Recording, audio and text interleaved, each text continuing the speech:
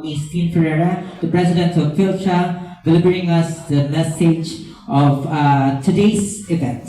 Yeah. Hindi ko nahabaan. Alam ko yung mga kaibigan natin sa media ay may pupuntahan pang susunod na event. So, buhay na buhay ang sports sa Pilipinas, and which is good, which is inspiring, and nakaka-inspire para sa lahat, nakaka-motivate para sa lahat. Hindi lang sa mga atleta natin, kundi sa mga, kumaga sa mga normal na tao, to encourage them to also keep moving and live a healthy lifestyle, like our athletes also. So, of course, I'd like to close this before the Q&A. Of course, meron pa tayo mamaya, by thanking our friends from the media, who's always there to support the Philippine Trail Running Association. So, isang batang-batang organization pa lang kami, but tuwing hihingi tayo ng tulong, nandiyan ang support ng ating mga kaibigan sa media. Hindi ko na din isa-isahin. Yung iba, sa dami. And maraming salamat because you help the sports, help us promote the sports and our athletes. And of course, maraming salamat sa lahat ng sumuporta. Unang-una, of course, dun sa trustees and officers ng PhilTra. Of course, our chairman of the board, Attorney James Roldan, our vice presidents from Luzon, Visayas, and Mindanao, and all our trustees and officers. And of course, yung mga volunteers natin who are the backbone of where PhilTra is right now, the backbone of the performance of our national team. And siguro i-share ko lang, I think iba yung pakiramdam na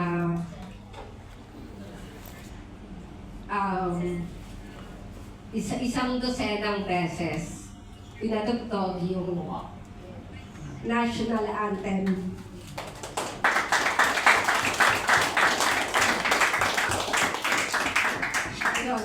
Sa simula pa lang ang unang-unang na-awardan yung short trail kay Nico. I was there actually as also an officer of the Southeast Asian Trail Running Confederation. So, yun lang medyo mahirap kasi hindi ko pwedeng isuot yung team uniform, no? So, I have to be neutral, I have to be but syempre, nasa puso, nasa utak natin, Team Philippines to. So, during the awarding, yun, I can't help but cry, no? Especially nung unang-unang beses. So sabi ko, 11 times pa tutugtog. So, sana naman hindi ako 12 times umiyak, no? But again, pareho yung feeling every time our national anthem was played. And because dun mo maaalala lahat ng sakripisyo ng mga atleta natin, yung iba sa kanila estudyante, yung iba sa kanila may trabaho, yung iba sa kanila may pamilya and hindi naman give up, but they prioritize the preparation, the training, and despite the difficulties, despite the challenges, minsan na nakikita natin sa social media yung finish line, yung competition itself, pero ang hindi natin nakikita yung mga atleta na to is malaki yung sinasakripisyo, malaki yung pinaghihirapan nila para maabot ang starting line ng bawat competition na nilalabanan nila. And dala-dala nila sa kanila yung responsibilidad na i-represent ang Pilipinas at maging, siyempre, of course, makuha yung mga medalya para sa Pilipinas. And I think we are more, kung siguro beyond a successful campaign is not enough to describe what happened last weekend. So maraming salamat sa inyo. So palakpakan natin ang ating mga atleta Pilipino for trail running. At So, siguro, bukod sa, ayun. So, bukod dun sa competition na ito, ang pinakamaganda siguro nakita natin is, eto pa lang ang simula, nagsisimula pa lang tayo. Sa lahat ng competition na sinalihan ng Philippine National Trail Running Team, from World Championship, yung unang-una noong 2023, Southeast Asian Trail Running Cup noong 2024, Asia Pacific Trail Running Championship noong 2024 din, and World Championship noong 2025. Makikita natin kung paano umaangat, nagpo-progreso yung performance ng mga atleta natin. At ito yung testament na malayo at malapit na pero malayo pa. Kaya natin, nung pag tinatanong ako lagi, I think yung minsan yung may mga kaibigan ako tatanungin, bakit ang dami mong oras na ginugugol para sa Philippine Trail Running Association? Ano bang nakukuha nyo dyan? Siguro, lahat kami, lahat ng officers and nagbo-volunteer sa field pag tinatanong kami. Siguro isa lang yung common na sagot kasi naniniwala kami that ang mga Pilipinong atleta natin sa trail running can one day be the world champion. At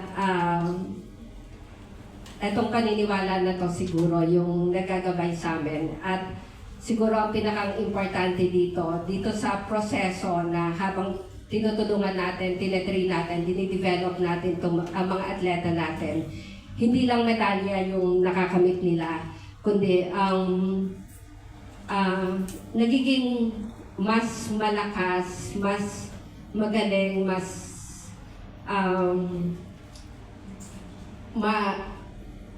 kumbaga yung personalidad nila at individuality nila ay lumalakas din, nag-i-improve. They become better persons, they become better individuals as they go through the training, yung habang nagte-training sila at nagko-compete sila. Makikita natin, nakikita din natin mga kumbaga parang pati ang pamumuhay, ang pagiging personality nila. So hindi lang bilang atleta hindi lang isang atleta ang dinidevelop natin, but the best citizens of the Philippines. So at nakukuha nila ito sa pagiging atleta na nagre-represent at naghahanda para sa ating bansa. So maraming salamat uli, and I think thank you will not be enough. I think the incentives will not be enough to thank our athlete. But of course, sabi ko nga, simula pa lang to. Sa November, ang Pilipinas, it will be going to the Asia Pacific Trail Running Championships. In 2024, during the APTRC in Korea, ang Pilipinas ang second overall champion next to Japan. So, ang mga atleta natin doon, batang-bata, bagong-bago, I think 70% sa kanila noon, first time lumabas ng Pilipinas, first time nag-compete sa labas ng Pilipinas. Pero we were second overall champion against powerhouse teams of Japan, Australia, Nepal, who have had experiences competing, no? So, hindi lang sa region of Southeast Asia, kundi ang susunod nating i-conquer ay ang Asia Pacific. And naniniwala ako na sa resulta ng Southeast Asian Trail Running Cup, malaki ang posibilidad na tumuturo si Gab ng 1. Of course, siyempre, yun yung i-aim natin.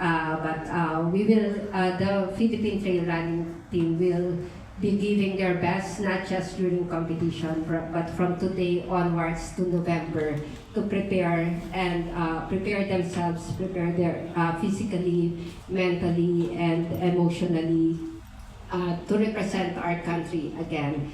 And sana kasama pa din namin kayo sa laban ng ating mga atletang Pilipino sa trail running to the Asia Pacific Trail Running Championships. Maraming salamat.